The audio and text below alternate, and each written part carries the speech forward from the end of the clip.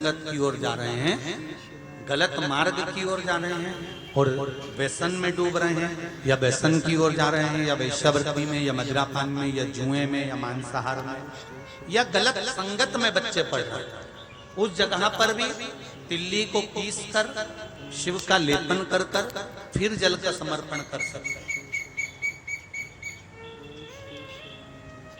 और जरूरी नहीं है कि ये मंदिर में जाकर करें, आप अपने घर में भी कर सकते हैं।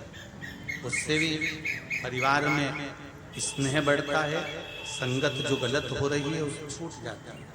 आप लोग रोज जो शिव जी को जल चढ़ाने जाते हैं, शंकर भगवान को जल चढ़ाते हो, प्रतिदिन शिव मंदिर में जाते हो, तो भगवान शंकर को जब जल समर्पित करते हो तो ये शिव जी का विशेष ही तो है प्रतिदिन।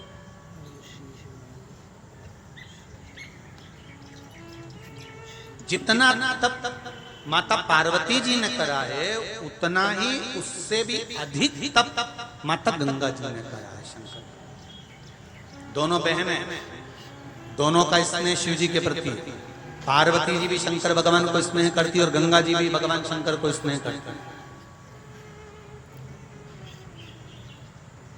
पार्वती जी भी भगवान शंकर को पति बनाना चाहती हैं और माता गंगा भी भगवान शंकर को पति बनाना चाहती है। पर गंगा जी के पति बनाने में पार्वती जी को मालूम पड़ा कि गंगा जी भगवान शंकर को पति बनाना चाहती हैं और मेरी सगी बहन है गंगा और ऐसा चाहती है, तो पार्वती जी ने थोड़ा सा अपनी सहेली से कहा कि कोई संत पर जल डाल देने से वो संत प्रसन्न हो जाते हैं, वर दे जाते हैं। तब गंगा जी ने सुन लिया और गंगा जी ने एक लोटा जल दुर्वासा बाबा पर डाल दिया। क्रोध में आ गए, श्राप दे दिया कि तुम मृत्यु लोक में स्त्री के रूप में नहीं रहोगी, जल के रूप में रहोगी। तो वो गंगा जल, गंगा बहुत रोई।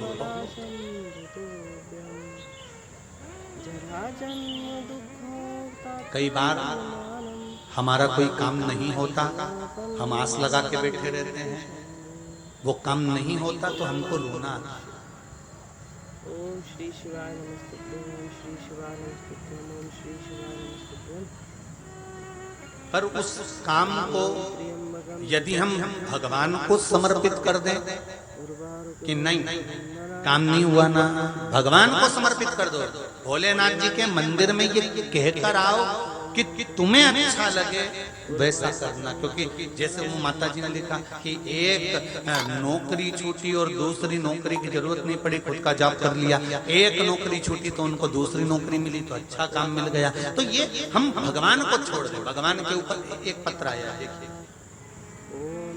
एक बात और अच्छे से समझ लीजिए, जो बच्चे चिड़चिड़े होते हैं, चाहे घर में बेटे हों, बहुएं हों, सास हो, ससुर हो, परिवार में छोटे छोटे बच्चे हों, चिड़चिड़ प्रवृत्ति करते हों या चिड़चिड़ा स्वभाव हो, जरा जरा सी बात में क्रोध आ जाता हो, बोलने का भान नहीं रह पाता हो, शब्दों के बाण चलते हो, तो महाराज प्रदोष के दिन, प्रदोष काल में बेलपत्री के पेड़ के नीचे एक जो पत्ता आपके पास में हो, पान का मिल जाए तो पान का, पीपल का मिल जाए तो पीपल का, बेलपत्र का मिल जाए तो बेलपत्र का, उस पत्ते पर मात्र थोड़ा सा शहद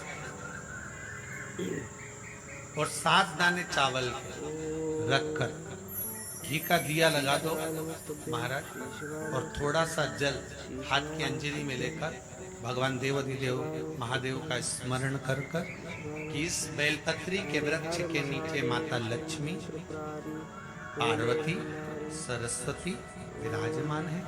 इसी बेलपत्री के पेड़ के नीचे मेरे देवाधिदेव महादेव का 12 ज्योतिर्लिंग का स्वरूप प्रकट है। उनका स्मरण कर कर जल चढ़ा दीजिए और उसका स्मरण कर लो जो चिड़चिड़ प्रवृत्ति करता, क्रोध करता, जिसको बोलने का भान नहीं होता हो, सम्मान नहीं देता हो, अपशब्द कहते हो, उनका स्मरण कर कर आप छोड़ेंगे।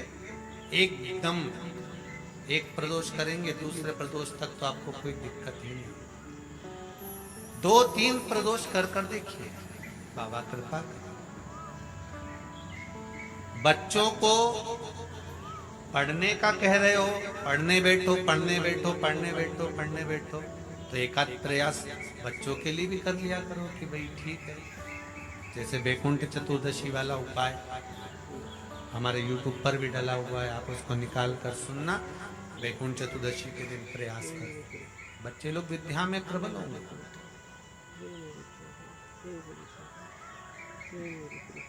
श्री शिवाय नमस्तुभ्यं, श्री शिवाय नमस्तुभ्यं, श्री शिवाय नमस्तुभ्यं, श्री शिवाय नमस्तुभ्यं, श्री शिवाय नमस्तुभ्यं, श्री शिवाय नमस्तुभ्यं, श्री शिवाय नमस्तुभ्यं, श्री शिवाय नमस्तुभ्यं, श्री शिवाय नमस्तुभ्यं, श्री शिवाय नमस्तुभ्यं, श्री शिवाय नमस्तुभ्यं, श्री शिवाय नमस्तुभ्यं, श्री शिवाय नमस्तुभ्यं, श्री शिवाय नमस्तुभ्यं।